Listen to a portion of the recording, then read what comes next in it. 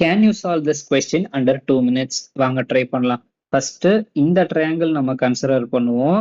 இந்த ஆங்கிள் இதுக்கு நான் y ன்னு பேர் வச்சுக்கிறேன். ஃபர்ஸ்ட் இந்த இது நம்ம கண்டுபிடிக்கலாம். It's means y plus 32 degree plus 25 degree equal to 180. ஏன்னா 3 ஆங்கிள் சேர்த்தா 180 வரணும். y மட்டும் நான் கண்டுபிடிக்கணும் அப்படின்னா y is equal to 180 minus 32 minus 25. So y நமக்கு என்ன வேல்யூ கிடைக்கும்? y is equal to 123 degree. அதாவது இந்த சைடு வந்து 123 டிகிரி.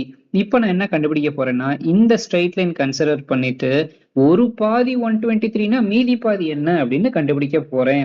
அதுதான் நமக்கு PQS. ஸோ ஃபுல் லென்த் வந்து 180யா, ஒரு லைன் வந்து 180.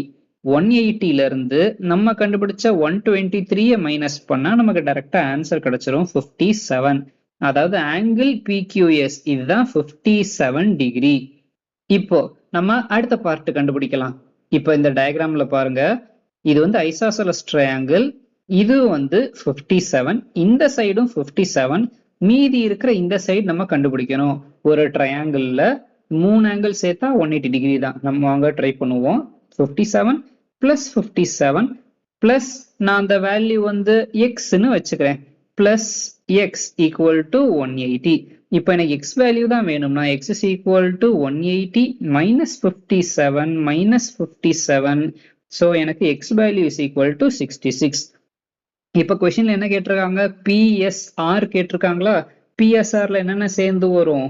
Angle PSR is equal to 66 plus 32 degree. அதாவது angle PSR is equal to 98 degrees.